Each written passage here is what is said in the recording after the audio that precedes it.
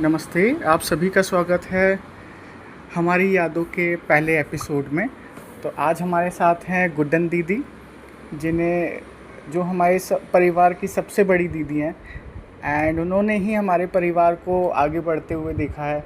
बुआ और शायद ताऊ जी और सभी की शादी उन्हीं के सामने हुई है, सारे बच्चे हम लोग भी उन्हीं के सामने बड़े हुए हैं। तो सबसे ज़्यादा जो हिस्ट्री हमारे परिवार की है वो उन्हीं के साथ है। तो आइए शुरुआत करते हैं इस एपिसोड की। एंड पहला जो सवाल है मेरा दीदी से है वो उनके नाम से है। गुड्डन, कैसे आपका नाम पड़ा? गुड्डन मेरा नाम मेरे पापा ने रखा था जब ग्वालियर में थे हम लोग। तो जब मेरा जन्म हुआ था तो नाम मेरे बहुत बदले, कभी कुछ हुआ कभी कुछ हुआ, लेकिन जो घर का प्रिय नाम रहा वो गुड्डन रहा। अच्छा। तो इस तरह से गुड्डन पड़ गया। और जैसे फूफा जी और बुआ की आपकी बचपन की सबसे पहली यादें कौन सी हैं? पहली यादें तो हमारी शायद उज्जैन की रही होंगी, जब मुझे शायद थोड़ा याद रहना शुरू किया कि उज्जैन में हमारा एक क्वार्टर था। तब भी ऋषिकेश में हम लोग रहते थे, तब वहीं से मेरी स्कूलिंग स्टार्ट हुई थी, और जो कि मेरे केंद्रीय विद्यालय से मेरा स्टार्टिंग रहा है, और केंद्रीय विद्यालय से ही पूरा एंडिंग हुआ है मेरा। तो जो पहली स्कूल वहाँ भी उज्जैन में पहली बार खुला था केंद्रीय विद्यालय, और वहीं से मेरी शुरुआत रही थी। अच्छा। तो वो बचपन और वहाँ की जो माहौल है वो मुझे याद है। उसके पहले का तो इतना नहीं है मुझे याद, लेकिन हाँ, उज्जैन का सफ़र याद है। तो उज्जैन में आप कितने साल की थी? उज्जैन में मैं थी 5 साल की। अच्छा। 5 साल की थी, और उसके 1-2 साल बाद ही हमारा ट्रांसफ़र फिर राजकोट हो गया था। फिर राजकोट की कुछ यादें बताइए फिर। राजकोट एक ऐसा शहर था, जब हम लोग गए थे, जब हमारे लिए भाषा भी समझ में आना मुश्किल था, लेकिन राजकोट का माहौल बहुत अच्छा था। राजकोट जैसा आज भी जितनी सिटी हमने घूमी है उसमें राजकोट जैसी सिटी कोई भी नहीं रही है। इतना अच्छा माहौल, इतना अच्छा पॉजिटिविटी जो हमको राजकोट में मिली, आज भी राजकोट में बहुत अच्छा लगता है। ये राजकोट की जो खुशी है वो अलग है। और हमारा तो बचपन, स्कूलिंग, हमारी कॉलेज लाइफ सब वहीं पे हुई, तो वो एक हमारे लिए बहुत अच्छा माहौल रहा राजकोट का। और राजकोट शायद सबसे बढ़िया शहर है, ये आज के दावे में कहा जा सकता है। तो राजकोट में ऐसा क्या है जो मतलब आपको इतना अच्छा लगा? राजकोट में सबसे अच्छी जो चीज़ है वो लोगों का नेचर है। वहाँ लोग ज़िंदगी को जीते हैं, सिर्फ जी रहे हैं वैसा नहीं है, एंजॉय भी करते हैं, अच्छा अपना प्रोफेशनल भी करते हैं, कमाने का भी शौक़ है वहाँ, लेकिन लोगों को एक दूसरे से मिलने का शौक़ है।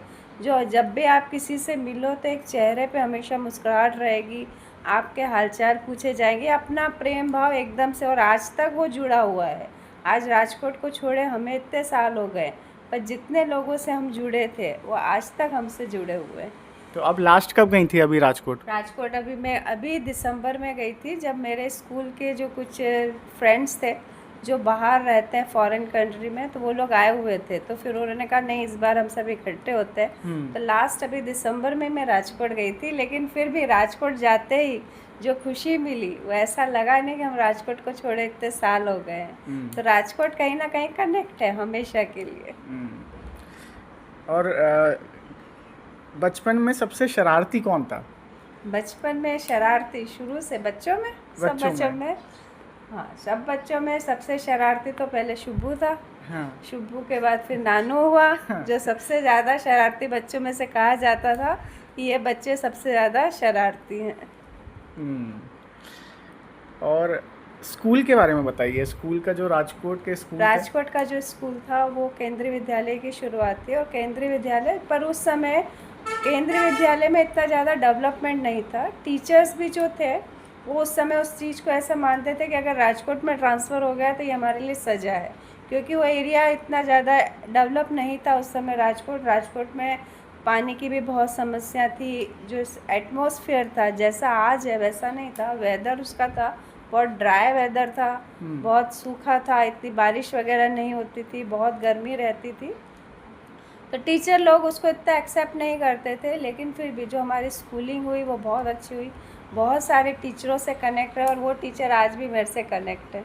आज भी हम उन टीचरों को जानते हैं, और उनसे हम अभी मैं राजकोट गई थी तो बहुत से टीचर्स को मिल के आई, और मेरे एक टीचर तो यहीं मुंबई में रहते हैं, उनसे मैं अभी मिल के आई।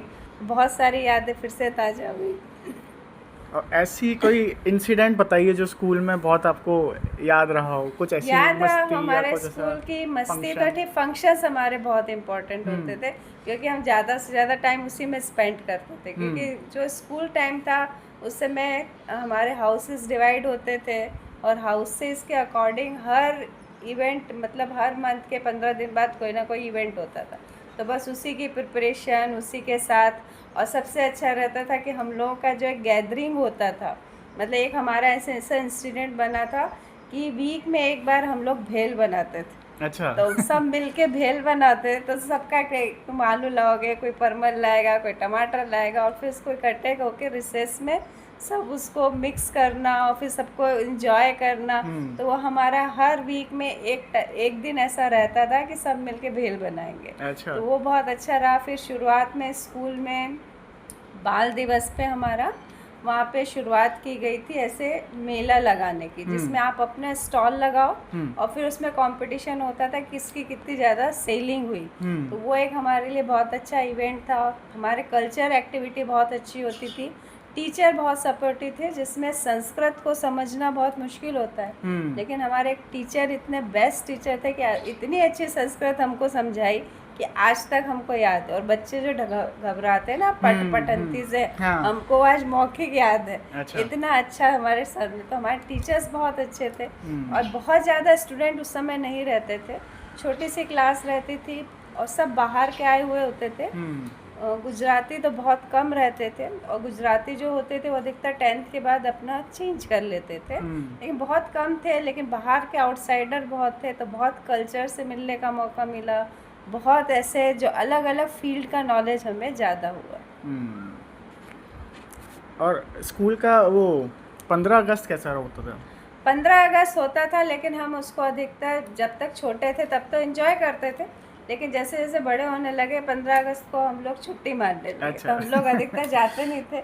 लेकिन जब हम जाते थे तो वो वैसे ही प्रेयर होना, वहाँ पर मार्च पास निकलता था, एनसीसी का ग्रुप होता था, स्काउट रहता था, मैंने भी स्काउट ले रखी थी। अच्छा। तो उसमें हम लोग ड्रेस बाकायदा पहन के जाते थे, हमारा पूरा मार्च पास होता था।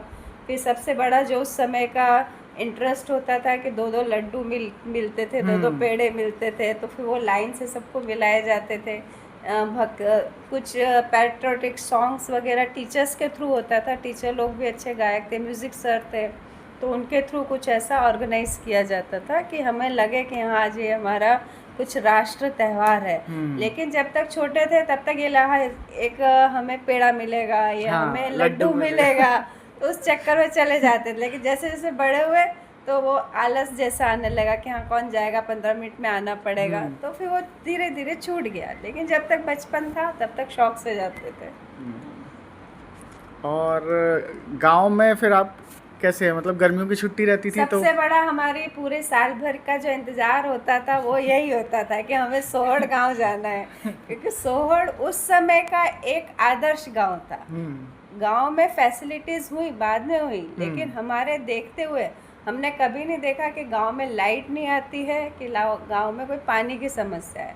हमारे सोहड़ में हमेशा लाइट रही, जबकि और गांव में लाइट की समस्या होती थी। मतलब गांव का पिक्चराइजेशन क्या होता था कि लाइट नहीं है, पानी नहीं है, सड़कें कच्ची हैं, लेकिन हमारा गांव उस समय आदर्श था कि जब लाइट भी भरपूर थी, पानी भी भरपूर था, और आने जाने का कोई ऐसा मार्ग अवरोध नहीं था। ट्रेन की सुविधा थी, बस की सुविधा थी, आपको जिससे जाना है आप जा सकते थे। और वो जो रास्ता क्रॉस करना 2 किलोमीटर आना और जाना, वो भी हमें अच्छा लगता था। वो भी हमें ऐसा लगता था जैसे हम बहुत बड़ी पिकनिक पे जा रहे हैं, एक बहुत बड़ा सफ़र तय कर रहे हैं। तो सोहड़ तो हमारा सबसे बड़ा इंतजार, मतलब अगर किसी को बोले गाँव में क्यों अच्छा लगता है, तो हम किसी को एक्सप्लेन नहीं कर सकते कि गांव में हमें क्यों अच्छा लगता है। लेकिन हमें पूरे साल भर इंतज़ार रहता था, जैसे ही फाइनल डेट आती थी सबसे पहले नाना जी तुरंत पूछना शुरू, कब एग्ज़ाम है, कब उस, और एग्ज़ाम होती थी उसके तीसरे दिन हमारा रिजर्वेशन होता था। हमें राजकोट से रतलाम आते थे, फिर रतलाम में हमारी ट्रेन सुबह आती थी,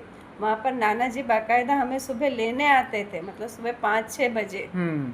फिर वहाँ से हम 9 वाली ट्रेन से, जो 9 की ट्रेन मानी जाती थी कि फिर जलार पर आती है, उस ट्रेन से हम लोग आते थे। और फिर हम वहाँ से 2 किलोमीटर बैलगाड़ी तैयार रहती थी, बाकायदा तैयारी रहती थी बैलगाड़ी के, उसके ऊपर घास बिछाना, उसके ऊपर गद्दे बिछाना, और फिर पूरे रास्ते भर नाना जी हमसे बात करते कैसा एग्ज़ाम गया, क्या रहा, कैसी पढ़ाई हुई, रिज़ल्ट कब आने वाला है, आगे का क्या है, इतनी रात पूरी चर्चा कर लेते और पूरा हमें इतने दिन में विवरण मिल जाता था कि घर पे अभी कौन कौन है, कौन कहाँ गया है। तो इतनी चर्चाएं हमारी 2 किलोमीटर के रास्ते में हो जाती थी। और नानी कैसे प्रिपेयर करती थी? नानी तो सबसे ज़्यादा प्रिपेयर करती थी। नानी को उस समय जब तक, और हमारा ऐसा था कि जो गांव था उसमें इतना बड़ा घर, इतने बड़े लोगों की व्यवस्थाएं रखना, वो सारी नानी रखती थी। नानी पूरे टाइम तैयारी रखते हैं, अब ये आएगा, वो आएगा, वो आएगा, पूरा उनके हाथ में प्रिपरेशन रहती थी। तो हमारा जो किचन था वो इतना बड़ा किचन था, एक किचन हमारा पक्का था और एक किचन हमारा से कच्चा था, चूल्हे का था। तो सुबह सुबह जो चाय बननी है, दूध बनना है, वो सब कच्चे चूल्हे में होती थी। फिर धीरे धीरे बायोगैस प्लांट आ गया तो फिर गैस आना स्टार्ट हो गई, नहीं तो पहले चूल्हे के उसमें ही पूरा खाना बनता था। और हमारी ड्यूटी लगती थी घर में कि 4 जने खाना बनाएंगे, 4 जने बर्तन धोएंगे, 4 जने कपड़े धोएंगे। तो वो ऐसा लगता ही नहीं था कि कोई हम एक पर डे इवेंट कर रहे हैं, ऐसा लगता था कोई उत्साह चल रहा है, माहौल चल रहा, पूरे दिन बातचीत बातचीत बातचीत, हंसना हंसना हंसना, इसकी बातें उसकी बातें उसकी बातें, और पूरे दिन हमारे हंसी और उसमें पूरा निकल जाता था। और नाना जी की आपको मतलब क्या एक ओवरऑल पर्सनैलिटी बोले जाए? सबसे ज़्यादा नाना जी हमारे जो थे हमेशा नॉलेज में बहुत ज़्यादा बिलीव करते थे। तो हम जब जाते थे तो वो पूरे पेपर की कटिंग रखते थे, जो उन्होंने पेपर पढ़ रखे हैं उसमें सबसे अच्छी बात कौन सी है उसको टिक करके रखते थे। और जैसे ही पेपर आता था वो पूरा पढ़ लेते थे। उसमें पहले एक स्टोरी आती थी फांस करके, नई दुनिया का जो पेपर आता था उसमें स्टोरी आती थी फांस। तो फिर वो हमको देंगे, देवी ये पढ़ लेना, ये अच्छी स्टोरी है। हाँ। देवी ये पढ़ लेना, इसमें ये नॉलेज आए, देवी ये पढ़ना, इसमें सारे आपके जनरल नॉलेज के क्वेश्चन है। तो नाना जी हम बच्चों को भी प्रोत्साहित करते रहते थे कि ये पढ़ो, ये रखो, और पूरे टाइम बच्चों का ध्यान रखना, कहीं जाना है तो बच्चों को ये ले जाओ, ये मतलब पूरा जो उनका उत्साह रहता था, सबका आना इकट्ठा ना, हमसे ज़्यादा उनको रहता था। क्योंकि वो पूरी व्यवस्था रखते थे कि अब इतने दिन कैसे बिताएंगे, तो पूरा डिसाइड करके देते थे, ये ऐसा कर, खेत पे चले जाओ, यहाँ ये कर लो, अब ये, और पूरा बड़नागर से इतनी भारी भारी सब्जियां उठा के लाते थे कि ये सब्जी पूरा झोला उठा उठा के लेके आते थे कि घर में से। तो हमसे ज़्यादा वो खुश होते थे जब सब इकट्ठे हो जाते थे, क्योंकि सबसे ज़्यादा उनको भी इंतज़ार रहता था कि छुट्टियाँ होंगी, अब सब इकट्ठे होंगे। तो वो जो एक उनका जो था, उनका यही था कि हमेशा नॉलेज देना और हमेशा पॉजिटिव बातें वो ज़्यादा करते थे। वो अलग बात है कि थोड़े समय के लिए वो थोड़े से नेगेटिव हो गए थे, लेकिन हमेशा पॉजिटिव बात का, हर समय उत्साहित रखते थे। ऐसा नहीं किसी बच्चे को डोमिनेट कभी नहीं करते थे। कभी किसी बच्चे को उन्होंने ये नहीं कहा कि तुमने ये नहीं किया, कि तुमको ऐसा है, हाँ भैया जी क्या चल रहा है तुम्हारा, क्या है। और सबके पर जो रिजल्ट होता था उसमें सबसे ज़्यादा खुश वो होते थे। और नानी के बारे में? नानी तो हमारी सबसे ज़्यादा स्वीट थी, और नानी हमारी इतनी ज़्यादा टैलेंटेड थी कि अब हमें अफसोस होता है कि हमने हमारी नानी से कोई भी टैलेंट नहीं लिया। वो सिलाई कढ़ाई में बहुत अच्छी थी, ढोलक बजाना, मतलब ऐसा क्या काम था जो नानी को नहीं आता था। खाना बनाने में एक से एक रेसिपी ले लो, और अच्छे से लोगों से बात करना। उस समय नानी ग्वालियर में जब रहती थी तो एक समय ऐसा था कि उनकी जो, जिनसे उन्होंने सिलाई सीखी थी, वो उनको अपना पूरा इंस्टीट्यूट देने वाली थी। अच्छा। कि आप ये पूरा इंस्टीट्यूट चलाओ। इतना अच्छा नानी का हाथ में हुनर था, मतलब नानी का तो जितना टैलेंट किया जाए हमने ही नहीं लिया उनसे। अब अफसोस होता है कि क्या तो वो कढ़ाई करती थी, क्या तो वो ये जो कागज होते थे उसको गला के और उसको पीट के उसमें से वो खिलौने और उसमें से गमले बनाना और उसमें से कुछ अट्रैक्टिव चीजें, आर्टिकल्स बनाना, वो सारी हमारी नानी करती थी। तो वो चीज मैंने नानी से सीखी हुई थी कि कैसे इसको गलाते हैं, कैसे कर दो। बड़ी खुश भी होती थी। एक बार जब राजकोट गई, हम लोग यहाँ थे, नानी सोमनाथ के लिए गई थी मामा, बड़े मामा के साथ, तो हम लोग इधर निकल आए थे, तो मैंने वहाँ बना के रखे थे वो चीज़ें। तो अच्छा। आके बड़ी खुश हुई, ने कहा तुमने वैसा बनाया था, मैंने जिसको बनाया। तो नानी तो हमारी बहुत टैलेंट थी, उस समय की टैलेंट थी। तरीके से कपड़े पहनना, तरीके से बात करना, और किस तरह से, जबकि नानी इतना महू से ही थी, वो कोई ऐसा नहीं था, लेकिन फिर भी ग्वालियर में रह के उन्होंने अपने आप को इतना डेवलप किया था कि इतना टैलेंट था। लेकिन अगर शायद नानी के उस टैलेंट को हमें अब लगता है कि अगर अच्छा एक दिशा मिली होती तो आज नानी के नाम का बहुत बड़ा इंस्टीट्यूट होता। इतना ज़्यादा टैलेंट था, लेकिन हाँ हम लोगों ने नहीं सीखा, लेकिन टैलेंट था हमारी नानी में बहुत ज़्यादा था। वो नानी जब गांव आई थी उन लोगों को सिखाया था सबको। हाँ, वो फिर उन्होंने देखा कि भाई गांव की महिलाओं को कुछ काम नहीं है, तो ये सोच उनकी ग्वालियर से आई थी कि जब उन्होंने देखा था कि इस तरह से काम होता है, वो इसलिए नहीं कर पाई क्योंकि उनको नाना जी रिटायर्ड हो गए, फिर गांव आना ज़रूरी था क्योंकि गांव को भी संभालना ज़रूरी था, क्योंकि हमारी छोटी नानी बहुत जल्दी चली गई थी। तो उस हिसाब से सबको माहौल बनाना था, पूरा कमांड रखना, सबको इतने लोगों को रखना, और सबके बीच में अगर जो प्रेम बसा है, मतलब जो प्रेम की भावना है एक दूसरे से, वो कहीं ना कहीं नानी का ही सहयोग, क्योंकि अगर नानी नहीं रहती, नानी ने अगर नहीं संभाला होता है, नानी ने सब कनेक्ट नहीं किया होता, तो शायद जो आज इतना परिवार में प्यार दिखता है या प्यार है, तो नींव तो शायद नानी है। नानी ने इतना सब कुछ अपना छोड़ के फिर यहाँ आके अपने आप को बसाना, फिर यहीं के हिसाब से ढालना। ऐसा नहीं है कि जो नानी ग्वालियर में एक शहरी महिला की तरह थी, लेकिन जब वो गांव आए तो उन्होंने अपने आप को गांव की तरह ढाला। ऐसा नहीं, गांव का कोई व्यक्ति नहीं बोल सकता कि अलग है। हाँ। वो गांव जैसी हो गई थी। फिर गांव के हर व्यक्ति से बात करना, गांव की महिलाओं से बात करना, और महिलाओं को अगर कोई समस्या हो तो उसको सिखाना। नानी ने तो कितने लोगों को सिलाई सिखाई ऐसे ही, फ्री में सिलाई। और वो जो उनके घाघरे होते थे उसकी कढ़ाई करना, उस पर गोटा लगाना, वो सब नानी ने सिखाया। उनको सीख सीख के महिलाओं ने काम करना सीखा।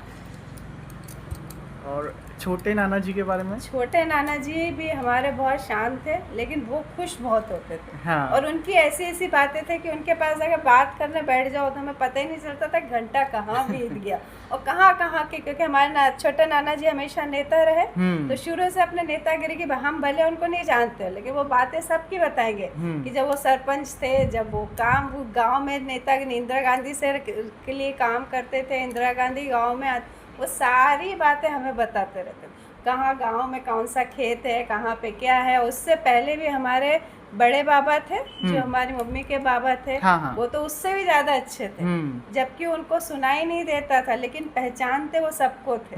सबसे बोलते अच्छा ये राजकोट वाली आ गई, अच्छा ये आ गई, और बेटा, मतलब हमको भी पहचानते थे। और वो भी कहाँ कहाँ के अपने समय की बात बताते थे कि हम कैसे यहाँ पे आए। कि देखा जाए तो हमारे बाबा ने ही एक सोहड़ गांव बसाया था। हाँ। उस समय जब वो पहले आए थे, काम करते थे, फिर उन्होंने ये ज़मीन ली, ज़मीन पे उन्होंने मकान बनाया, फिर धीरे धीरे करके सब गांव बसना शुरू हो गया। तो बाबा की शुरुआत है कि जो उन्होंने पूरा गांव बसाया। और हमारी छोटी नानी थी जिन्होंने इतना बड़ा मकान बनाया। उन्होंने कहा कि हमारी इतनी लड़कियां हैं, सबकी शादियां होंगी, फिर उनके बच्चे होंगे, तो कहाँ रहेंगे। तो उसके लिए उन्होंने ऊपर 2 बड़े बड़े हॉल बनाए कि सबके बिस्तर यहाँ डल जाएंगे, सब यहाँ पर रुकेंगे। तो हमारी छोटी नानी की उस समय की सोच, हम ये कहते हैं कि आज का कंस्ट्रक्शन है, आज का इंटीरियर है, पर इन लोगों की सोचे तो कितनी आगे से थी और उन्होंने कितनी आगे का सोच की व्यवस्था की। ऐसा नहीं है कि उन्होंने उस समय का सोचा, उन्होंने आगे क्या होगा वो सोच के उस मकान को बिल्डअप किया था। और ये सोच के कि इतने बड़े कमरे होने चाहिए, इतना बड़ा किचन होना चाहिए, इतने लोगों का खाना बनेगा, इतने लोग कहाँ रहेंगे। तो वो हमारी छोटी नानी का कंस्ट्रक्शन है जो उन्होंने पूरा करवाया था। और छोटे नाना जी थे, वो पूरा खेत वेत देखना, गायों को देखना, उनकी व्यवस्थाएं करना, ये सब करते थे। और बड़े नाना जी और नानी तो पहले ग्वालियर रहते थे क्योंकि एजी ऑफिस में नाना जी की जॉब थी। हाँ। फिर धीरे से वो इंदौर शिफ्ट हुए, इंदौर में उनका ट्रांसफ़र हुआ, फिर इंदौर से वो लोग गांव आए। लेकिन गांव आने के बाद भी ये नहीं लगा कि ये लोग शहर में कभी रहते थे, वो गांव जैसे ढल गए, फिर के गांव के माहौल में गांव जैसे ढल गए। और अपने जो बड़े नाना जी पर नाना जी, हाँ, पर बाबा ना, हाँ बाबा। तो बाबा तो बहुत अच्छे थे, इतनी अच्छी अच्छी बातें करते, हमको लगता ही नहीं था कि इनकी इतनी उम्र है। हाँ। पर सबको पहचान, उनका काम बिल्कुल व्यवस्थित टाइम से चलता था। इतने बजे नहाना है, इतने बजे मालिश होनी है, इतने बजे खाना खाना है, खा के आराम करना। और पूरे गांव की उनका एक आगे के हॉल में उनका पलंग था, उस पर बैठे बैठे पूरे गांव की निगरानी रखते थे, कौन आया कौन गया, किसने दरवाज़ा खोला।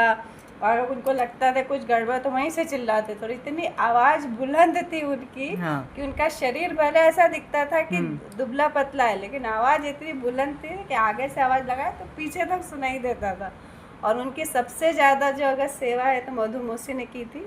लास्ट मोमेंट में वो बहुत ज़्यादा वैसे हो गए थे कि उनको उठाना बिठाना, वो बिस्तर पे हो गए थे। तो डॉक्टर ने कहा था कि अगर इनको ऐसा लगेगा तो इनको उसके जो पलंग होते हैं उसके घाव होने की संभावना। तो वो हमेशा बेड सॉल्स, तो वो हमेशा उनको पलटना, उनको इधर रखना, वो एकदम ऐसे उनको छोटे बच्चे जैसे ट्रीट करने लगी थी। उनको खिलाना, उनको पिलाना, उनको धूप में बिठाना, क्योंकि उनका नियम होता था इतने बजे मुझे धूप में बैठना है, इतने बजे मुझे छाँव में बैठना है। तो पूरा नियम करते थे। और एकदम हमारे पीछे तक घर था, तो वहाँ जाके बैठना सुबह के टाइम, तो वहाँ बैठे बैठे सब कहानियाँ सुनाते थे। पर इतना अच्छा था कि वो सबको पहचान लेते थे। भले उनको एकदम नहीं, लेकिन वो सबको पहचानते थे, ये कौन है, किसके बच्चे हैं, ये कौन आया है, अच्छा शरद आ गया क्या, अच्छा शोभा आ गई क्या, अच्छा गुजरात वाली आ गई। तो सबका ध्यान रखते थे। सब बच्चों को क्या कर रहे हो, तो वो सबकी पूछताछ करते थे। ऐसा नहीं कि उनको कोई मतलब नहीं, या उनसे भी हमें ऐसा नहीं लगता था कि ये कोई ठीक है एक बुजुर्ग इंसान है, वो नहीं, वो हमारे साथ पाठ करते थे। मतलब बच्चों में बैठ जाएंगे तो बच्चों जैसी बातें करेंगे, मम्मी और इन लोगों के साथ बैठ जाएंगे तो इनकी जैसी बात करेंगे। तो कभी ऐसा हमको नहीं लगता था कि ये भी कोई नहीं, उनसे भी हमें बात करने में बड़ा आनंद आता था। और हम सबसे पहले जाके उन्हीं को मिलते थे, कि वो भी बड़ा इंतज़ार करते थे। वो 10 बार पूछते थे आगे कि नहीं, आगे कि नहीं, ट्रेन का ध्यान रखते थे कि अब फिर अच्छा बेलगाड़ी तैयार हो रही है तो अब कौन आने वाला है, वो ऐसे ही पूछते थे। मतलब बेलगाड़ी जा रही है यानी कि आज फिर किसी का आने का समय हुआ है। और बुआ और फूफा जी और ताऊ जी, ये सब के मतलब आपकी पुरानी सबसे यादें क्या है? पुरानी सबसे यादें तो हमारे बड़े मामा की शादी है। अच्छा, जब बड़े मामा बड़े मामा की शादी अच्छे से मुझे याद है। और उसके लिए मैंने राजकोट से लहंगा लिया था, वो मुझे आज भी याद है, ब्लू कलर का लहंगा था, एकदम लाइट ब्लू। और मैंने, और क्योंकि मधु मौसी को मेरे को लगता ही नहीं था मेरी मौसी है, मतलब बराबर के है, तो हम दोनों ने एक जैसा है लेके हम लोग राजकोट से आए थे। ये मामा की शादी हुई थी, इंदौर में हुई थी, तब छोटे थे, लेकिन उस समय मेरी तबीयत बहुत ख़राब हो गई थी। और उस समय छोटे मामा ने मुझे सबसे ज़्यादा संभाला था। मेरी आंखें चिपक गई थी, आंखें नहीं खुल रही थी। और तो मामा बेचारे, और सबसे ज़्यादा मेरा जो प्रेम रहा इन लोगों के लिए, जब मेरा जन्म हुआ, जो मम्मी बताते हैं, ये लोग बताते हैं कि जब मेरा जन्म हुआ, ये लोग भी ग्वालियर में रहते थे। और हम मम्मी का, मेरे पापा का भी घर ग्वालियर में ही था, तो थोड़े डिस्टेंस पे था। लेकिन जब मेरा जन्म हो गया तो उसके बाद जब बच्चा धीरे धीरे बड़ा हुआ, तो ये लोग क्या करते थे, मुझे वहाँ से ले आते थे। और सबसे ज़्यादा शरद मामा लेके आते थे। तब तो शरद मामा ज़्यादा बड़े नहीं थे, तो उसे साइकिल में बास्केट लगाते थे, और जैसे ही मैं उठती थी वहाँ पे, वैसे ये लोग यहाँ ले आते थे मुझे। और पूरे दिन मैं नानी के साथ, इन लोगों के साथ ही रहती थी। मतलब मेरे उन्हीं लोगों से ये लोग मुझे नहलाना खिलाना सब करते थे। और जब सोनू हो गया था, वैसा हो गया था कि सोनू होता था तो मैं मम्मी के पास जाती नहीं थी, कि मतलब मेरे को ऐसा लगता था मैं नहीं कोनी, तो ये लोग मुझे इधर ले आते। और इस चक्कर में कई बार हमारे घर में झगड़ा भी हो जाता था। चाचा कहते थे हमारी लड़की को लेके चले गए, कहते हम और इन लोगों को ऐसा हो गया था कि मुझे बिना लाए इन लोगों को चैन नहीं मिलता था। तो शरद मामा, शोभा मौसी, कुसुम मौसी, तो ये सब लोग मेरे को तैयार करते थे, मेरे लिए फ्रॉक्स बनाते थे। नानी मेरे लिए कितने सारे स्वेटर्स वगैरह बनाती थी। तो पूरे दिन मैं यहीं रहती थी। नाना जी मुझे मार्केट लेके जाते थे, और पूरे दिन हम लोग, मतलब मेरा आधा, मतलब कहना चाहिए मेरा ग्वालियर में भी आधा से ज़्यादा समय नानी के घर ही रहता था।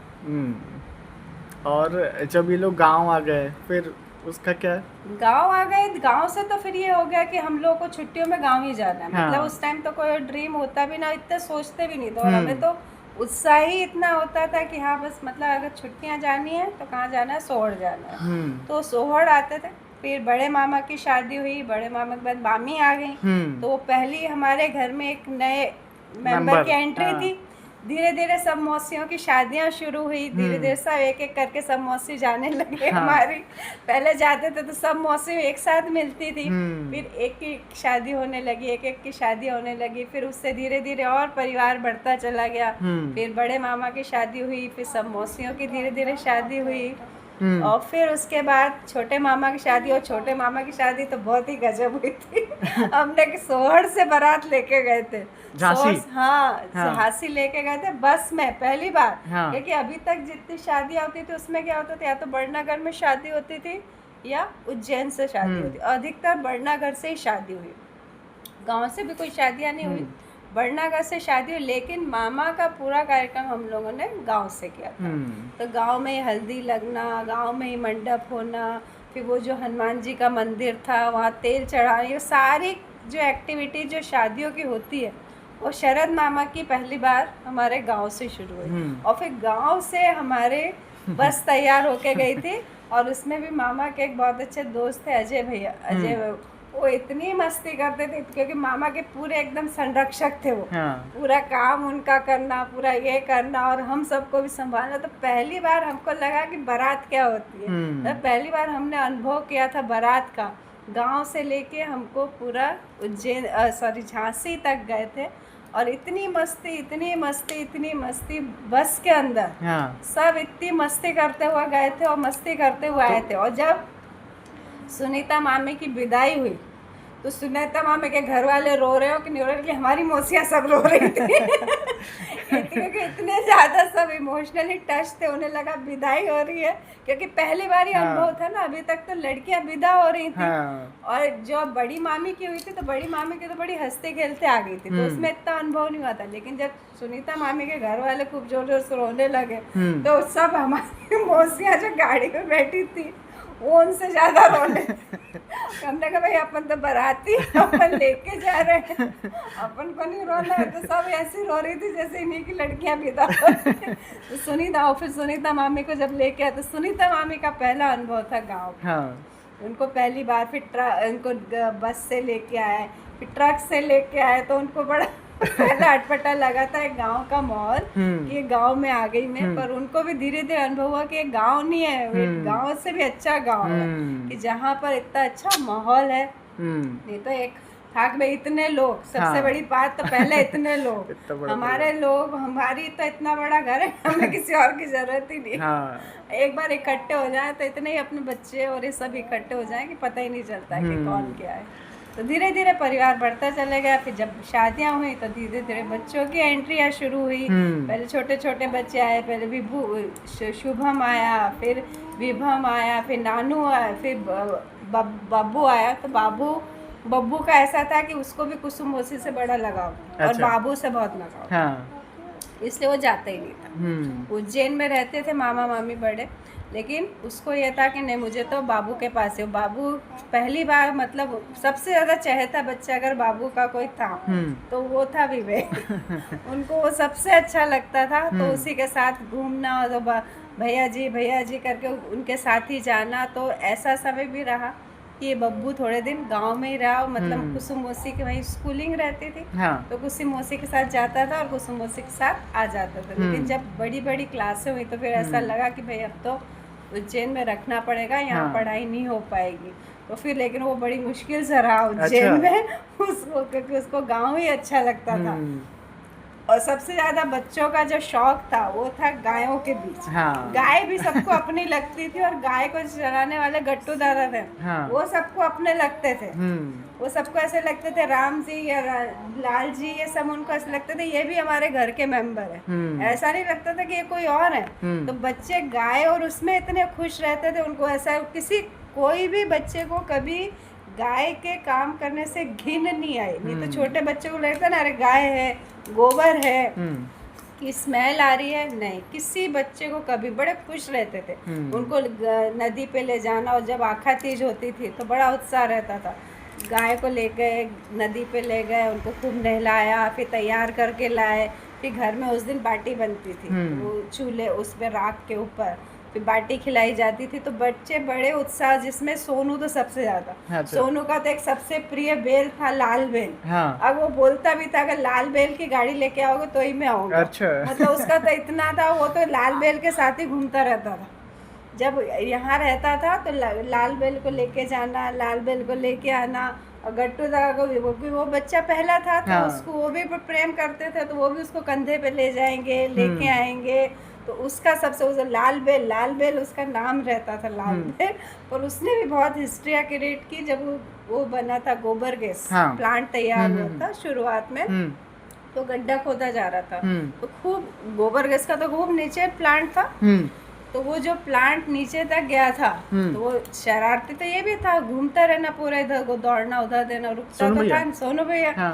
तो सोनू ने क्या हुआ गया, तो गिर गया उसके अंदर। अरे और क्या, सब मौसियों की जान हालत में, लड़का गिर गया, लड़का क्या, सब समझ में नहीं आया क्या करे। फिर उसको निकाला, फिर उसको निकाल के बड़नागर ले गए। उसको एक बार उसने आँख में पेंसिल का छिलका फंसा लिया था। अच्छा। पेंसिल छिल रहा था, आँख में छिलका चला गया। तो अरे बाप रे, बड़ी मुश्किल, फिर उसको निकाला। और सब मौसियों की हालत ऐसी कि अब क्या होगा, कैसे होगा, सब रोज उसको क्या करे। और वो जब गिरा था गड्ढे में, तब तो उसको अच्छा सिर में चोट वोट लगी थी। और हमारा सबसे अच्छा गांव में काम होता था सत्तू खाना। सत्तू घोला जाता था। और सत्तू को उसने एक बार क्या किया था कि गुस्सा हो गया था किसी चीज के लिए, तो उसने सबके चेहरे पे सत्तू लपेट दिया। मौसी ने कुछ बोल दिया। तो पता नहीं किस धुन में था।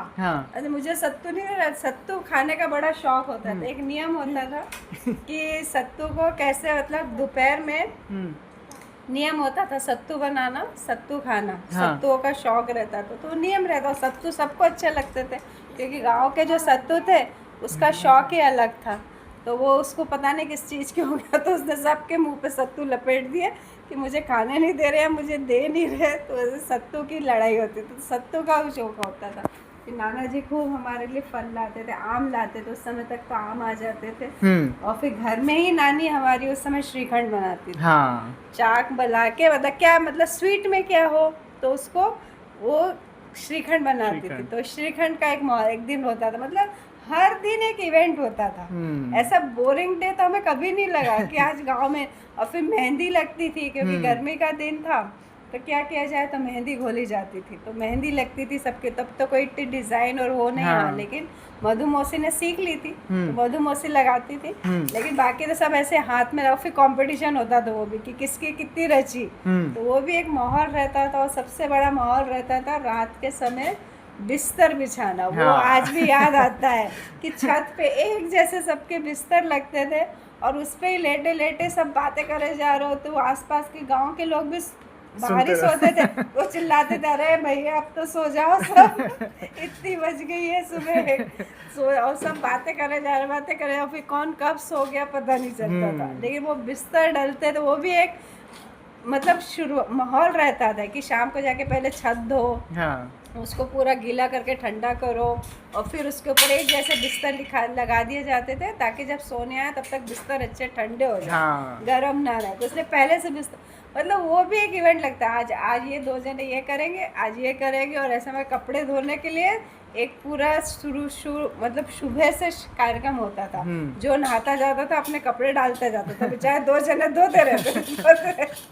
सबकी ड्यूटी लगती थी। दो जने बैठ जाते थे कपड़े धोने, एक जाएगा, नहा के आएगा, अपने कपड़े निकाल के धो देगा, फिर जाएगा। उस समय कितनी हमारे यहाँ बाथरूम अच्छा था सोहर में, हमें वॉश एरिया अच्छा था। नहीं तो उस समय गांव में मिलना मुश्किल था, लोग गांव के बाहर जाते थे। लेकिन हम तो कहते हैं ना, हमने तो जब से एक आदर्श गांव देखा कि गांव में ऐसी कमी है ही नहीं। हमको कभी ऐसा लगा नहीं कि कोई गांव को नाम सुन के कोई चिड़ हो कर गांव में कुछ नहीं होता है। लेकिन जबकि गांव में सब, हाँ, मेरे बाबा के जो मेरे दादाजी का गांव था, जो फरुखाबाद के पास गणेशपुर में था, उसमें ये सब सुविधाएं नहीं थी। वो जस्ट उसका अपोजिट था। वहाँ ना लाइट थी, और गर्मी सबसे भयंकर होती थी वहाँ, और ना पानी की व्यवस्था थी। पानी था, हमारा कुआं रहता था, उसमें कुछ समय तक तो पानी रहा। फिर बाद में सरकारी हैंडपंप बाहर लग गए, तो वहाँ से पानी भर के लाते। तो हमारे लिए दोनों अनुभव रहे। एक गांव हम पहले यहाँ आ जाते थे, ताकि यहाँ हम पूरा 1 महीना बिताते थे, फिर पापा आते थे राजकोट से, हाँ। फिर यहाँ रहते थे, तब सारे दामाद इकट्ठे होते थे। हाँ। जब मम्मी आती थी तब सारी मौसियाँ मौसी। इकट्ठी होती थी, मामा इकट्ठे होते थे। फिर जब पापा का आने का टाइम होता था तब सारे दामाद इकट्ठे हाँ। होते थे, कि नाना जी भी बता देते थे कि ये इतनी तारीख को आ रहे हैं तो सब आ जाओ। तो फिर धीरे फिर सब दामाद इकट्ठे होते, तो वो दामादों की अलग महफिल, मौसियों की अलग महफिल और बच्चों की अलग महफिल। मतलब इतने बड़े घर में 3 कैटेगरी बन जाती थी, और बच्चे अपने अलग धमाल, और कोई बच्चे पता ही नहीं चलता था किसका बच्चा कहाँ, किसका बच्चा कहाँ, मतलब पता ही नहीं, सब खा रहे पी रहे, कौन कहाँ सो गया कौन, और बच्चे अपनी मस्ती में लगे, उनको कोई मतलब नहीं माँ कहाँ है कि बच्चे कहाँ। बस सिर्फ ज़्यादा जो रोई है वो सनी रोई। अच्छा। सनी बहुत रोती थी, वो कुसुम मौसी का पीछा नहीं छोड़ती थी, तो सब कहते थे भाई तो उसको वही छोड़ाया कर। वो इतना रोती थी कि वो रहना मुश्किल कर देती थी मौसी का, नहीं चलो नहीं चलो। तो सबसे ज़्यादा अगर रोतला बच्चों को हुआ है वो सनी थी। और फिर धीरे धीरे अंशुल आया, तो अंशुल भी थोड़ा रोतला था। हाँ। अंशुल को भी थोड़ा गांव का माहौल ऐसा लगता था कहाँ आ गया हमें। तो अंशुल थोड़ा रोता था, लेकिन धीरे धीरे बच्चे सब इस एनवायरनमेंट में घुल मिल कब गए पता ही नहीं चला। और मतलब एक हम सबकी कैटेगरी अलग थी, और सबकी बात करने का, और सब एक दूसरे से मिल जाते थे। ऐसा नहीं सब ऐसे ग्रुप बना के ही बैठते थे, ऐसा कोई कभी नहीं बैठा कि 2 वहाँ बैठे कि 2 वहाँ बैठे, नहीं, जहाँ बैठना है सब एक बैठे। ना किसी को नींद आती थी, ना किसी को, इतनी बातें कि ऐसा लगता था कहाँ से बातों का खजाना, कोई रुकता ही नहीं था। मतलब इतनी चर्चा है, तो सब शामिल होते थे, ऐसा नहीं कि कोई शामिल नहीं हो रहा है, सब शामिल हो। नानी भी हमारी बराबर शामिल होती थी, नानी भी सारी बातचीत करती थी। नाना जी के पास बैठ जाएं तो नाना जी अपने बराबर, मतलब इतना बातचीत का माहौल था कि ऐसा लगता ही नहीं था कोई चुपचाप बैठा है, कि कोई किसी को कोई परेशानी है, नहीं, हंसना खेलना, इतना हंसना जितना हम साल भर में कभी नहीं हंसते थे। तो पूरा जो माहौल था वो इतना बढ़िया था कि आज भी याद है। आज हमको लगता है कि हम बच्चों को गांव का माहौल ही नहीं दे पाए। आज ये बच्चे समझ ही नहीं पाए गांव होता क्या है।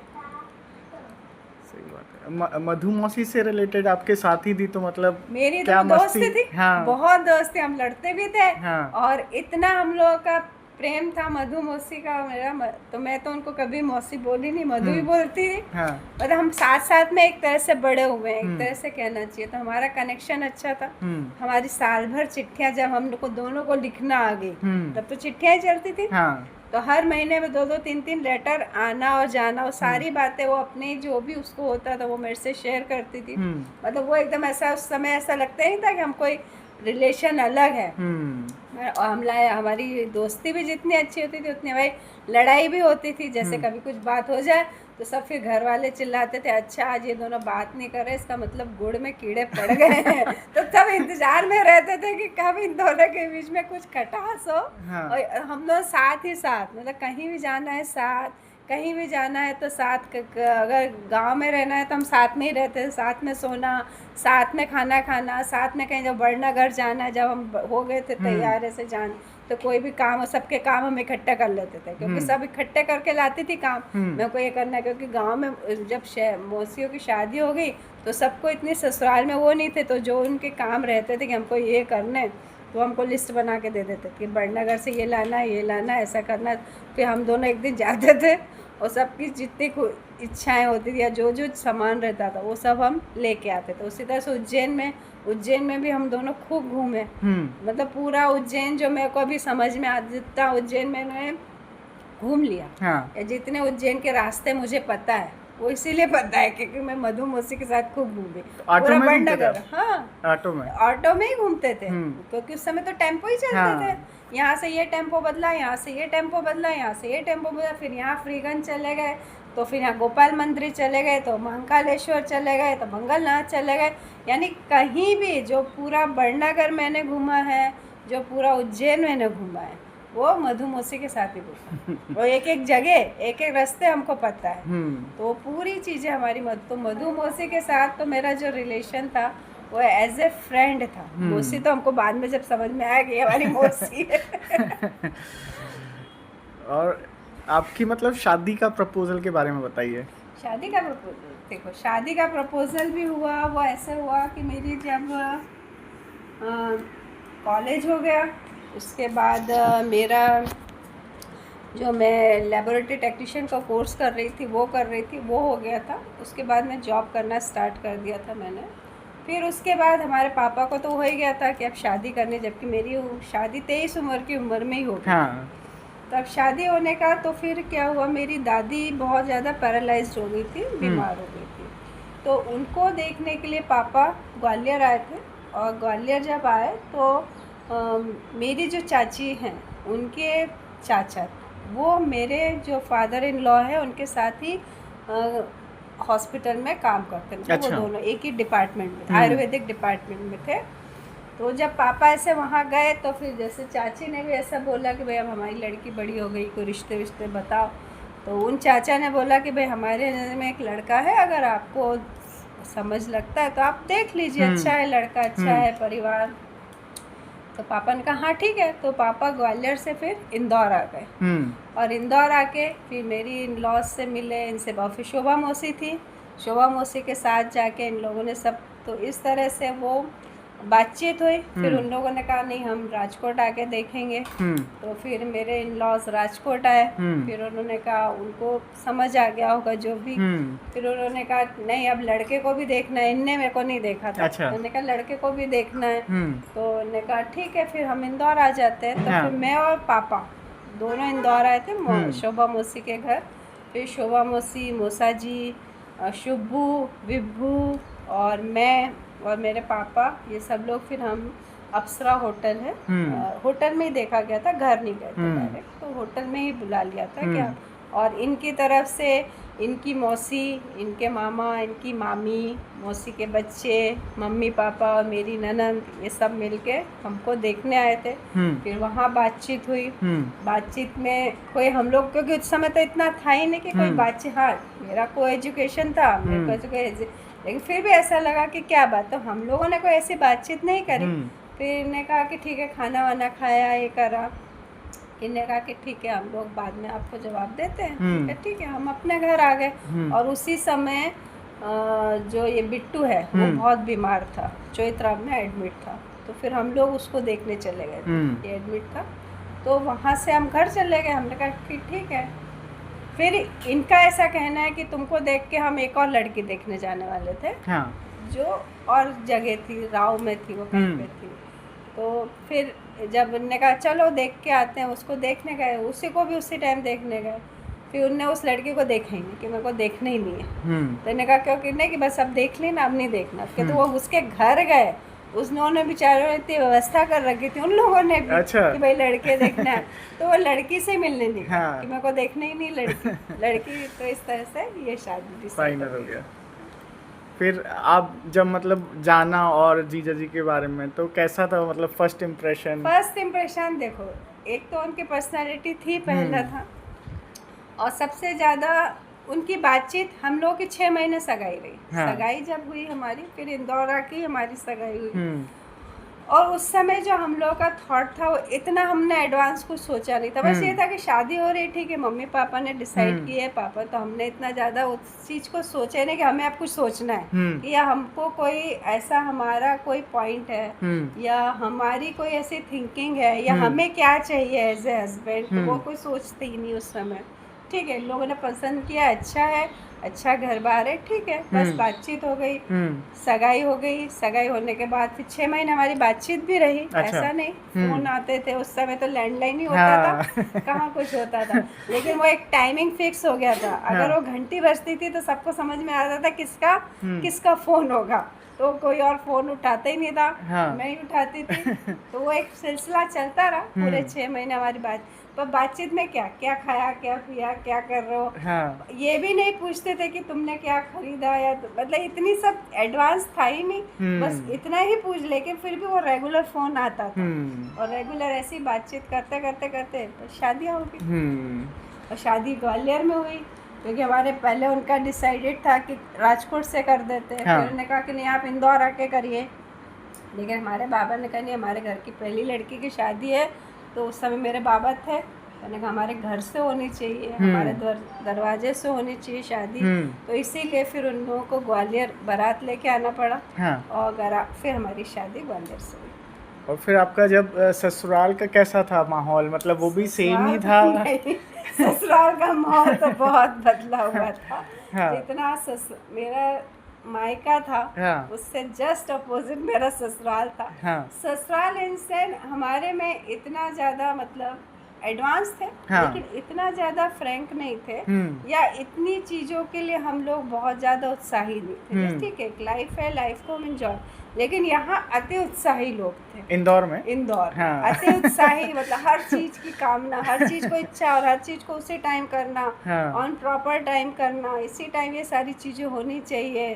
और अगर नहीं है तो यहाँ गुस्सा सबका ज़्यादा था। हमारा तो कोई गुस्सा ही नहीं था। मेरे को तो याद ही नहीं आता पापा ने कभी मुझे डांटा भी था या मम्मी ने कभी गुस्सा किया है। हमेशा चेहरे पे एक शांत भाव रहता था। लेकिन ससुराल में जस्ट इसका अपोजिट, सबके चेहरे पर एक आक्रोश, सबके आक्रोश चीज का काम को समय पे पूरा करना, मतलब यह तो उत्साही, मतलब हर चीज को फर्स्ट करना, मतलब ये वाला उत्साह था कि हम जो कर रहे हो हम फर्स्ट करें, और जो काम करो टाइम पे होना चाहिए। और अगर जरा सा कोई 1-2 मिनट इधर उधर हो जाए तो सबका एकदम से उनका चेंज होने लगता था, चेहरे के भाव के, अरे ये क्यों नहीं हुआ। तो जस्ट मेरा अपोजिट था। पर धीरे धीरे उसमें भी अब ढलते चले गए। फिर ऋषिका के आने के बाद आपकी लाइफ कैसे चेंज हुई? ऋषिका के आने के बाद लाइफ चेंज तो ये हुई कि हमको पता चला कि एक बच्चे को संभालना है। हालांकि बच्चे को संभालने का अनुभव मेरा पुराना रहा, क्योंकि मेरे सामने सब छोटे बच्चे थे और मैं सबसे ज़्यादा उत्साहित रहती थी, क्योंकि सभी की डिलीवरी, आधे से ज़्यादा डिलीवरी सबके गांव में हुई थी। तो जब हम जाते थे तो एक छोटा बच्चा रहता ही था कि ये बच्चा है। तो सबसे ज़्यादा बच्चों को मैंने ही खिलाया। और जिसमें सबसे ज़्यादा मैंने जो प्रभा मौसी की बेटी हुई थी, उसको मैंने सबसे ज़्यादा खिलाया। उसको तो मैं ऐसा था कि मैं छोड़ती नहीं थी, क्योंकि मुझे ऐसा लगता है प्रभा मौसी वहाँ गांव में तो इतना करती है अपने घर में, तो अब इनको यहाँ पे फ्रीडम रहना चाहिए। माऊ था। तो मुझे ऐसा लगता था कि इनको यहाँ फ्रीडम रहना चाहिए, बच्चे की कोई बंदिश नहीं रहनी चाहिए। तो इसीलिए मैं उस बच्चे को हमेशा संभाल के रखती थी। मतलब वो नाजुक भी थी, कमजोर भी थी, तो उसको हमेशा गोदी में रखना। एक बार हम लोग जो पुल होता है वो पार करके गौतमपुरा जाना पड़ रहा था, तो क्योंकि यहाँ पर ट्रेन का टाइम बस से जा रहे थे हम लोग, तो उसके लिए उस दिन हमारे पास बैलगाड़ी भी नहीं थी, तो हम लोग पैदल ही चले गए। तो मैं पूरे टाइम उस बच्चे को गोद में लेके चल, जबकि मौसी बोल रही मुझे भी दे दे, मैंने कहा नहीं मेरे। तो वो एक बच्चे, तो बच्चों को संभालने का अनुभव मेरा बहुत पुराना था, लेकिन जब पहली बार अपने खुद की बेटी हुई थी तो बहुत सारी चीज़ें धीरे धीरे हैंडल करी, उसको रखा, फिर धीरे धीरे वो बड़ी हुई। तो लेकिन जब हम उसको फर्स्ट टाइम राजकोट से जब हम उसको इंदौर लेके आए, तो वो उसका पहला AC कोच में उसका पहला सफ़र था। और वो इतना रोए कि हम दोनों घबरा गए। यही लेने आए थे, अब मेरे को रोती थी पर इतना कभी नहीं रोई थी। और हम दोनों को समझ में, हमको शर्म भी आया कि भाई आसपास के लोग देख रहे कि भाई बच्ची को चुप करो। और ये जैसे कोई भी गाड़ी कहीं स्टॉप होती तो तुरंत उसको प्लेटफॉर्म पे ले जाके उसको घुमाते कि भाई कहीं तो चुप हो जाए, कहीं तो शांत हो जाए। तो पता नहीं उसको क्या प्रॉब्लम हो रही थी या क्या हो रही थी उसको, कि धीरे धीरे समझना बहुत मुश्किल था।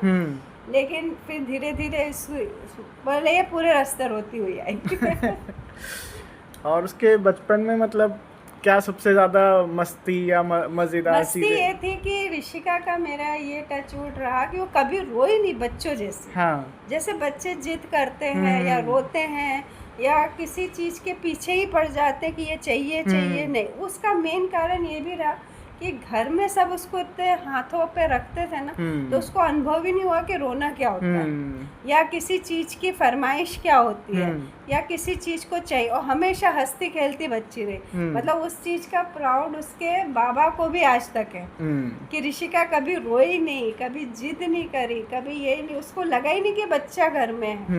मतलब बहुत शांति से रही और खुश मिजाज रही। ऐसी नहीं कि रोती गाती कि कहीं जाना नहीं है। और वो सबसे अच्छा इसका पॉइंट ये रहा कि वो सबके साथ घुल मिल जाती है। मतलब आज मेरा परिवार है, उसकी जो आगे की बॉन्डिंग है वो ऋषिका से, क्योंकि मेरे से अब इतना कोई बात नहीं करता, लेकिन जो इन लोगों का सर्कल है इनसे बातचीत, और उससे मुझे पता चलता है कि हाँ किसका क्या चल रहा है। सही बात है।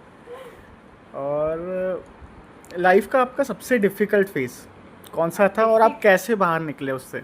डिफ़िकल्ट फेज़ मेरा तब था जब इनकी तबीयत बहुत ज़्यादा ख़राब हो गई थी। जब पूरा इनका ट्रीटमेंट मुंबई टाटा हॉस्पिटल में चला था, वो बहुत समय टफ था मेरे लिए, क्योंकि उस समय ऋषिका भी सिर्फ 2 साल की थी और उस समय इतनी सुविधाएं नहीं थी जो आज हो गई। उस समय आना जाना, मुंबई आना जाना बहुत कठिन होता था। तो ट्रेन ही एक होती थी अवंतिका, तब भी एक ही ट्रेन होती थी और उसमें रिजर्वेशन मिलना इम्पॉसिबल रहता था। हमको रिजर्व पर हमारा डॉक्टर का अपॉइंटमेंट है, तो हम लोग ऐसे नीचे ट्रेन के उसके ऊपर जो डब्बे होते थे, नीचे हम लोग बिछा बिछा के आए। तो वो समय था, वो बहुत कठिन समय था, क्योंकि उस समय उनका पूरा ट्रीटमेंट चलना, पूरा उनका फिर पूरा 2-3 साल हमारा लगभग उसी में बिजी रहा। उस समय ऋषिका का भी छोटा, पहली बार मैंने तब केमिस्ट शॉप संभालना सीखा था, क्योंकि इनका तो 1 महीने यही ट्रीटमेंट रहना था। फिर मैं वापस चली गई थी, मम्मी यहाँ रहे थे, क्योंकि ऋषिका छोटी थी, इसके भी स्कूलिंग चल रहे थे। तो मैं वापस चली गई। तो मम्मी मतलब बुआ? नहीं, मेरी सास। अच्छा, हाँ। मेरी सास और ये यहीं पे रुके थे हॉस्पिटल में, और मैं और पापा और हम लोग वापस चले गए थे। तो फिर अब केमिस्ट शॉप को संभालना, क्योंकि उस समय तो पापा जी का भी गवर्नमेंट जॉब चालू था, आयुर्वेदिक डॉक्टर थे, तो उनका खजराना में क्लिनिक था, तो उनको वहाँ जाना रहता था। उस समय इतना हमारे पास नहीं, मतलब उस समय हमने इतना सोचा नहीं था कि कोई नौकर रखना है या कोई हमें सर्वेंट चाहिए, तो यही संभालते। तो वो मेरा पहला फेज़ था कि दुकान खोलना, फिर उसे चलाना, फिर उसके बाद घर आना। फिर मम्मी आ गए थे थोड़े दिन मेरे साथ पास, माया मौसी रहे थोड़े दिन, मम्मी रहे, माया मौसी भी तुरंत आ गए थे मेरे पास। तो इस तरह से वो जो फेज़ था, वो सबसे कठिन फेज़ था, और वो निकल गया, और अब हम उसको याद भी नहीं करते। सही है। और आपके हिसाब से जॉइंट फैमिली में रहने का एक सबसे अच्छा वो क्या है? सबसे अच्छा जॉइंट फैमिली में रहने का ये होता है कि इंसान एक तो अकेला महसूस नहीं करता, दूसरा कभी भी उसे अकेले रहने का विचार नहीं आता, और अगर उसे कोई भी समस्या होती है तो किसी को बोलने में हिचक नहीं होती। और सबसे बड़ा जो आ जाता है वो होता है टॉलरेंस पावर, जो आपको सहन करने की जो शक्ति होती है, वो आपको जॉइंट फैमिली से ही आती है। अगर आप अकेले अकेले रहते हो तो उसमें क्या हो जाता है कि अगर आपको कुछ चीज़ नहीं मिली तो आप उसके लिए परेशान हो जाते हो। या शेयरिंग की जो आदत वो जॉइंट फैमिली से आती। जैसे हम घर में रहते थे, हमको पता ही नहीं चलता हमने किसका क्या यूज़ कर लिया। आज तो क्या है सबका, ये मेरा होना चाहिए, मेरा है तो ही ठीक है, मेरा हमको वहाँ पता ही नहीं चलता है। इवन मधु मौसी और मैंने तो एक दूसरे के कपड़े ही पहने, मतलब हमने तो हमारे कपड़े पहनते ही नहीं थे। वो मतलब जो साल भर की ड्रेसेस होती थी वो इकट्ठा करके रखती थी, और मैं मेरे साल भर के कपड़े इकट्ठे, जब हम जाते थे तो मैं उसके कपड़े पहनती थी और वो मेरे कपड़े, मतलब उसी में हमको खुशी थी। तो उसी की चीज़ को हमने कभी हेजिटेट नहीं करा कि अरे इसके कपड़े मैं क्यों पहनूं या इसके कपड़े नहीं, और कौन किसकी साड़ी पहन रहा कौन, मतलब कुछ नहीं था। तो जॉइंट फैमिली सबसे ज़्यादा आपको स्ट्रेंथ देती है, अकेला रहने का आपको चांस नहीं देती है, और कभी भी आपको किसी के साथ कोई भी चीज़ शेयर करनी, कपड़े हैं, अपने थॉट हैं, अपने अनुभव है, शेयर करने में कोई हेजिटेशन नहीं होता, जो कि बहुत ज़रूरी है, क्योंकि हर कोई कभी ना कभी फ्रस्ट्रेट होता है, और वो फ्रस्ट्रेशन में कोई बातचीत करने वाला बहुत मोटिवेट करता है। तो ये आपको जॉइंट फैमिली बहुत ज़्यादा पावर देती है, क्योंकि इतने फैमिली में आपका किसी से तो ऐसा कनेक्शन बनेगा जिससे आप अपनी सारी बातें शेयर कर सकते हो, और फिर वो आपको मोटिवेट करेंगे। और हमारा परिवार तो ऐसा है कि अगर एक की कोई परेशानी हो जाए तो पूरा परिवार एक होके जब तक वो हंसने ना लगे उसका साथ नहीं छोड़ेंगे, जब तक वो अपनी लाइन पे नहीं आ जाए। तो ऐसा नहीं कि बहुत से किसी में कमियां हुई, किसी की गलतियां हुई, पर सबसे बड़ी बात इस परिवार की है कि इसने सभी को एक्सेप्ट किया, कभी किसी की कमी नहीं ढूंढी, कभी किसी में बदलाव नहीं चाहा। जैसे ऐसा थोड़ी इतना बड़ा परिवार है, बहुत से लोग हैं जो एक दूसरे के घर आ नहीं पाते, या रेगुलर फोन पे भी बात नहीं होती, पर ऐसा नहीं कि हम उस चीज को एक वो बांध लेते कि अरे ये तो मेरे से बातें नहीं करता, हाँ। कि ये तो आते जा, हम क्यों करें ऐसा होता ही कोई है। नहीं सोचता ऐसा। जब भी इकट्ठे होते हैं तो ऐसे इकट्ठे होते हैं कि जैसे वो पता नहीं हम कितने हम हमेशा से साथ बातचीत हैं। कर रहे हैं, हम बातचीत ही कर रहे हैं, हम खूब एक दूसरे के घर। कितनी मौसियाँ तो ऐसी हैं जो आ ही नहीं पाती थी, जैसे हाँ। कृष्णा मौसी थे, वो तो कितना कम आ पाते थे क्योंकि उनकी ड्यूटी रहती थी, उनके काम ऐसे रहते तो वो नहीं आ पाते थे। तो बहुत किरण मौसी हैं, बहुत कम टाइम के लिए आ पाती थी, बड़ी मुश्किल से 1 या 2 या 3। इसलिए जो शक्ति भैया हैं ये बहुत कम रहे गाँव में, क्योंकि उनको मौका ही नहीं मिला गाँव पे रहने का। तो ये बच्चे भी ऐसे, पर ऐसा नहीं रहा कि हमारी किसी के साथ बॉन्डिंग नहीं है। भले शक्ति नहीं आता है लेकिन शक्ति के साथ बॉन्डिंग है। हाँ। ऐसा नहीं कि अगर वो मिल जाएगा तो हम कहेंगे कि नहीं। तो इस परिवार की खासियत ये है कि इसने सबको एक्सेप्ट किया, अगर कमज़ोरी है तो भी एक्सेप्ट किया है, अगर कोई नहीं भी बात करता है तो उसको खींच खींच के बात कराएंगे, अगर कोई चिढ़ जाएगा तो उसको जब तक नहीं मान नहीं जाएगा तब तक उसका पीछा नहीं छोड़ेंगे। सही बात। या कोई अगर चिढ़ रहा है तो उसको थोड़ी देर छोड़ भी देंगे। हाँ। ऐसे भी ठीक है, जब समझ उसका जाएंगे। मूड सम हाँ। होगा ये अपने आप रिटर्न होके इधर ही आएगा। तो ये जो एक परिवार की क्वालिटी है, और सही बात है, इतने हमने परिवार देखे, किसी में ये क्वालिटी नहीं है, क्योंकि एक्सेप्ट करना बहुत बड़ी बात होती है कि जो जैसा है उसको वैसे एक्सेप्ट करना। और इतने लोग हैं तो सबकी विचारधाराएं अलग है, सबका लाइफस्टाइल अलग है, लेकिन जब इकट्ठे हो जाएं तो सब एक दिखते हैं, कोई अलग नहीं दिखेगा। मतलब ऐसा नहीं कि सब आज के जैसे कि हमें तो एक अगर कोई इकट्ठे हो जाए तो कोई अपने रूम में भी जाना पसंद ना करे। हाँ। सब वहीं बैठे रहेंगे चाहे कोई कितना भी बुलाए। लेकिन ऐसी फैमिली बॉन्डिंग है कि अगर सब एक साथ बैठे हैं तो कोई हिलेगा भी नहीं, सब वहीं की वहीं बैठे रहेंगे। और मतलब लगेगा नहीं कि हाँ इतने टाइम से कोई बोल नहीं रहा है या कोई बात नहीं कर रहा है, लेकिन मतलब ये सबकी भावनाओं को बहुत अच्छे से समझते। सबसे बड़ी बात मतलब बोलने की ज़रूरत नहीं पड़ती है, चेहरे से समझ जाता है कि अभी इसको बात करने का मूड है कि नहीं, अच्छा है थोड़ा स्पेस चाहता है दे दो इसको, या अगर ये किसी परेशानी में है तो उससे बात करके उसका सॉल्यूशन भी करेंगे। कि इतने लोग कोई ना कोई परेशान जरूर हुआ है, हाँ। लेकिन सबका सॉल्यूशन भी हुआ है। लेकिन ऐसी ज़बरदस्ती भी नहीं है कि भाई आपको हमको बतानी है, हाँ। कि आपको हमको शेयर या आपने क्यों नहीं करा। जैसे हाँ। आजकल एक परिवार हो गया है कि अगर वो करेगा तो हम करेंगे, जो टिक टेंट वाला फॉर्मूला है ना वो नहीं है कि हमको करना ही नहीं, अगर वो नहीं करा तो हम करेंगे, ठीक है ना। अगर वो नहीं आ सकता तो हम जाएंगे, ये वाली भावना है कि अगर वो नहीं आ रहा है तो हम जाएंगे, अगर वो नहीं करता तो हम करेंगे, चलो वो नहीं कर रहा ना हम ही कर लेते हैं, ऐसी वाली भावना है। ऐसा नहीं कि वो करेगा तो ही करेंगे, ये वाला जो फेज है वो यहाँ नहीं। और वो बच्चों में भी है। हाँ। मतलब हम कहते हैं हमारी 3-4 पढ़े जो नाना नानी और छोटे नाना जी और नानी की बॉन्डिंग थी, उस चीज़ को आगे मौसी और मामा ने बनाया, मौसी मामा ने आगे बनाया, उसी के उनके बच्चों ने बनाया।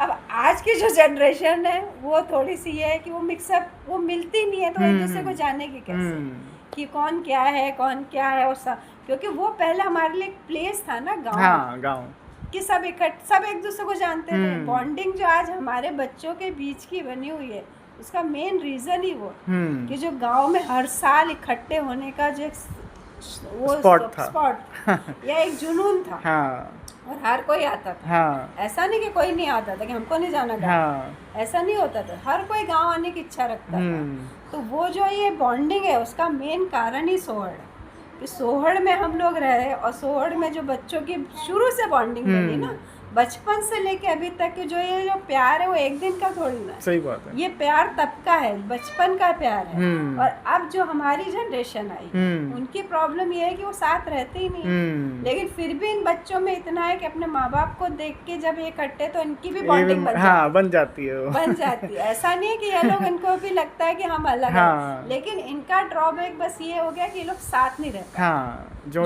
एकदम और मजबूत बननी चाहिए उसका जो थोड़ा सा ड्रॉबैक आ गया।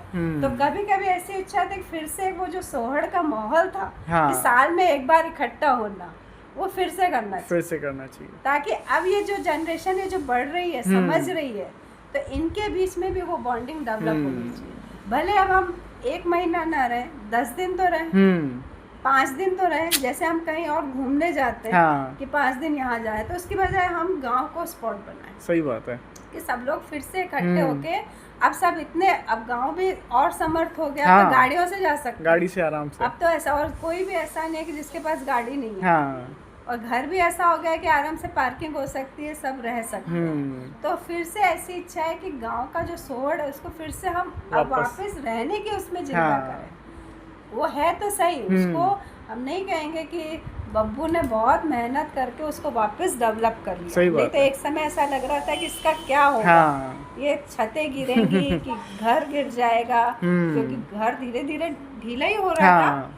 लेकिन उसको बब्बू ने इतनी मेहनत करके वापस उसने वापस शुरुआत करी, खेत तैयार किया, उसने एक शुरुआत की वापस गांव रहने की। ये तो एक समय ऐसा लगा था कि ऐसा ना सोहर खो जाए, लेकिन उसने वापस उस चीज़ को जिंदा रखा था। अब ये है कि अब एक हम सब इतने समर्थ हो गए कि अब हम वापस से एक साइकिल चालू करें कि महीने में जब जिसकी छुट्टियों की जो सुविधाएं होती, बच्चों की छुट्टियों की, और तो क्या है, हम बाहर घूमने जाते हैं, इसकी बजाय हम सोहर में 5 दिन 10 दिन इकट्ठे हो, ताकि ये जो बच्चे हैं ना, ये भी अपनी बॉन्डिंग स्टार्ट करें। क्योंकि ऐसे कोई बहुत दूर भी नहीं रहते हैं कि अपन जा नहीं पाए सोहर। हाँ, बहुत दूर दूर रहते हैं। तो हम तो राजकोट से आते थे, तब भी आते थे, तब भी इतनी सुविधाएं नहीं थी। तो ये अब तो अपन सब आसपास ही रहते हैं। तो एक स्पॉट हम फिर से बनाए, जब तक इतनी सब मौसियाँ हैं, तो एक फिर एक से एक इकट्ठा हो, मतलब भले 5 दिन रहो हम, और अपन सबको इतना कोई खाने उसका तो है नहीं, जो मिलेगा सब खा लेंगे या बना लेंगे, नहीं होगा तो दाल बाटी बना के ही खा लेंगे। कुछ भी नहीं ऐसी कि सबको सुविधाएं चाहिए, कि सबको एसी चाहिए, वो वाली बात तो है ही नहीं कि हमें इतनी सारी फैसिलिटीज चाहिए। वो जब फैसिलिटी, तब भी हम लोग, तब तो कुछ भी नहीं, अब तो सब और समर्थ है। तो ये एक माहौल फिर से क्रिएट होना चाहिए, ताकि ये जो न्यू जनरेशन भी है, बच्चे अब जो अब बड़े हुए, जो इनको समझ रहा है, तो ये भी समझें कि अपना इतना बड़ा परिवार है, क्योंकि ये तभी समझेंगे। ठीक है, हम शादी माहौल में उसमें मिल लेंगे, लेकिन फिर भी वो इतना कनेक्टिविटी नहीं बन पाएगी। और आपकी फ्यूचर जनरेशन, जो आपके ग्रेट ग्रैंड चिल्ड्रन अगर ये वीडियो देखेंगे तो उनको भी पता चलेगा कि ऐसा कोई परिवार होता है, या ऐसा उनको तो लगेगा कि ये कौन सी दुनिया की बात कर रहे हैं। क्योंकि वो उनके लिए ये परिवार समझना बहुत मुश्किल है, क्योंकि उनको लगता ही नहीं है कि लोगों के बीच इतना प्यार हो सकता है, या इतनी पीढ़ियां एक दूसरे से जुड़ सकती हैं। सही बात। पीढ़ी जुड़ती है, एक पीढ़ी जुड़ती है, शायद दूसरी पीढ़ी डाइवर्ट हो जाती है, लेकिन ये पीढ़ी ऐसी है कि एक दूसरे से और जुड़ती ही चली गई। हम ये नहीं कहेंगे हमारे बच्चों के, मैं तो मेरी ऋषिका का एग्जाम्पल दूंगी। ऋषिका, मेरे से ज़्यादा ऋषिका का बॉन्डिंग हो गया। मैं इतनी बात, जबकि ये रेगुलर सबके टच में रहती है, सबसे उनके जो उनकी व्हाट्सएप कॉल होती है, वीडियो कॉल होती है, उसमें बराबर कनेक्ट रहती है, और ये लगती नहीं कि इनकी भांजी है, उनकी बराबर की लगती है। मतलब से सबसे बातचीत भी ऐसे करेगी जैसे ये सबकी बराबरी की है। कभी इसका माहौल ही नहीं हुआ कि भाई मैं मेरी माँ की बेटी हूँ, इसको ऐसा अनुभव, ना ही कोई इसको ऐसा अनुभव कराता भी है। सबको लगता है दीदी बड़ी हो गई। अब जो भी इससे मजाक जो भी है वो ऋषिका के थ्रू होता है। तो ये चैनल वापस चल सकता है, लेकिन लेकिन जो ग्रैंड्स हैं उनके लिए तो और भी अजूबा हो जाए, क्योंकि जिस हिसाब से दुनिया में सब लोगों का नेचर चेंज हो रहा है, थिंकिंग चेंज हो रही है। आज लोग अकेले जितने ज्यादा हो तो उनको लगेगा नहीं कि इतना बड़ा परिवार भी होता है, और ये है। और अपने आने वाली पीढ़ी को भी ये माहौल मिले, इसलिए ज़रूरी है, क्योंकि लोगों का एक दूसरे से जो एक फ्रेंडली नेचर होता है, एक कनेक्शन होता है, वो मिलना बहुत ज़रूरी है। क्योंकि बाकी की दुनिया तो उनको बहुत ज़्यादा फ्रस्ट्रेट कर सकती है, लेकिन अगर ऐसा परिवार रहेगा तो कभी डगमगाएंगे नहीं, फ्रस्ट्रेट नहीं होंगे, सपोर्ट रहेगा। वो कभी, क्योंकि फ्रस्ट्रेट तो होना है, क्योंकि जिस हिसाब से इतना जो एडवांस चीज़ें चल रही हैं, या लोगों को कमाने का जो जुनून है, या एक दूसरे से कंपटीशन बाहर है, वो कम से कम ये घर कंपटीशन तो नहीं देगा। ये घर उनको लगेगा कि लाइफ है, ऐसा माहौल रहेगा तो उनको लगेगा लाइफ है। बाहर तो उनको क्या लगेगा, सिर्फ कंपटीशन है, और कंपटीशन में मुझे जीतना है, ये सिर्फ उनकी थिंकिंग रहेगी। लेकिन जब वो ऐसी फैमिली से कनेक्ट रहेंगे तो उनको एक सुकून मिलेगा, जो सुकून वाली चीज है ना, कि सुकून कहाँ चाहिए, जो बहुत इम्पोर्टेंट है लाइफ के लिए, वो ये परिवार है। तो इसलिए अगर ये परिवार के लिए आगे अगर हमको इसको बताते हैं तो उनको ये सुकून की एक जगह मिले। जो वो भटकेंगे ना कि हमें सुकून कहाँ चाहिए, या हमें चैन, क्योंकि चैन तो चाहिए इतने फ्रस्ट्रेशन के बाद, तो उन्हें ये परिवार एक दिशा मिलेगी। यहाँ ये मेरा प्लेस है जहाँ मुझे सुकून मिल सकता है, जहाँ मैं अपने आप को फील कर सकता हूँ कि मैं कुछ हूँ, या मेरी कोई हस्ती है, या मैं नहीं हूँ तो भी मैं एक्सेप्ट किया जा रहा है। क्योंकि बाहर तो उसे क्या करना है, जो जैसा है वैसा उसको अपने आप को बनाना है, तब जाके लोग उसे एक्सेप्ट करेंगे। लेकिन एक ऐसा परिवार जहाँ उसके पास कुछ भी नहीं है फिर भी एक्सेप्ट, भैया तू फेल है तो भी एक्सेप्ट है। सही बात। ऐसा नहीं कि तेरे को कोई हमें मोहर चाहिए कि भाई तुम कितने ज़्यादा पावरफुल हो, तुम कितने इंटेलिजेंट, तुम कितने तुम्हारे पास मनी है, या तुम कितने इंटेलिजेंट, वो कुछ भी नहीं चाहिए। जो जैसा है वैसा स्वीकार है। तो वो हर कोई चाहता है कि कोई ऐसी लोग मुझे मिले, मैं जैसा हूँ वैसा मुझे स्वीकार किया जाए। तो ये परिवार उसके लिए बहुत बड़ी स्ट्रेंथ बनेगा अगर ये कनेक्टिविटी चलती रहे। इम्पोर्टेंट एग्जाम्पल तो ये है कि दामाद लोग भी एक हो गए। इतने सारे दामाद जो अलग अलग जगह से आए थे और जिनका नेचर अलग अलग था, वो भी लेकिन जब उन्होंने इस परिवार की बॉन्डिंग देखी तो वो भी शरणम गच्छामी हो गए। मतलब उनको भी लगा कि हाँ ये परिवार, उनको भी प्रेम मिला ना, उनको भी अनुभव हुआ कि हाँ टिनी तो इतने दामाद हो, चलो बहनों में प्रेम हो सकता है, भाइयों में, लेकिन इतने दामादों में भी प्रेम है कि वो भी एक है। कि अगर एक दामाद का भी अलग एक ग्रुप दिखता है कि भाई इस घर के पूरे दामाद वहाँ दिखेंगे अपन, तो दामादों का भी अगर शरणम गच्छामि, उनको भी अनुभव हो रहा है कि हाँ ये सही है, यानी कितनी बड़ी स्ट्रेंथ है इस परिवार की। सही बात है कि बच्चे हो तो चलो कनेक्ट होंगे, लेकिन दामादों का कनेक्ट होना ये बहुत बड़ी बात है। वो भी इतने दामाद, एक दो दामाद नहीं, लोग एक दो दामाद में घबरा जाते हैं। यहाँ तो पूरे 10 दामाद हैं। 10 दामाद हैं, अभी बच्चियों के दामाद हो गए, बच्चे के दामाद हो गए, उनको भी अब वो रिस्पेक्ट, और वो भी आ रहे हैं, वो भी आ रहे हैं, वो नहीं आ रहे, उनके भी दामाद, उनको भी अच्छा लगता है, उनको भी अच्छा लगता है, वो भी आने को तैयार होते हैं। कभी फोन लगाओ तो किसी के घर भी ये नहीं बोलेंगे कि हम नहीं आ रहे, बस टाइम नहीं होगा तो भी निकालेंगे। सही बात है, भले 1 घंटे के लिए आएंगे या कैसे भी आएंगे, लेकिन आएंगे। मतलब दामाद लोग एक साथ इकट्ठा रहे तो यानी कि उस परिवार में कितना प्यार और कितनी शक्ति है, वो सबको अपनी ओर खींच रहा है। सही बात है। तो फ्यूचर जनरेशन के लिए यही मैसेज है कि अगर आपको कभी अकेलापन लगे तो आप हमेशा अपने परिवार के पास वापस लौटें, आपको वहीं एक्सेप्ट किया जाएगा। तो आज के लिए इतना ही। जितना दीदी ने आज बताया उससे हमें जानने को मिला कि हमारा परिवार कैसे आगे बढ़ा, कैसे हम लोग एक दूसरे से जुड़े, और कैसे मेरे बुआ और फूफा जी लोग और सब लोग कैसे जुड़े परिवार में। तो यही फ्यूचर को भी यही मैसेज है, परिवार के पास ही जुड़ें। और इसके लिए दीदी का बहुत बहुत धन्यवाद ज्वाइन करने के लिए और ये हमें मैसेज पहुंचाने के लिए। Thank you.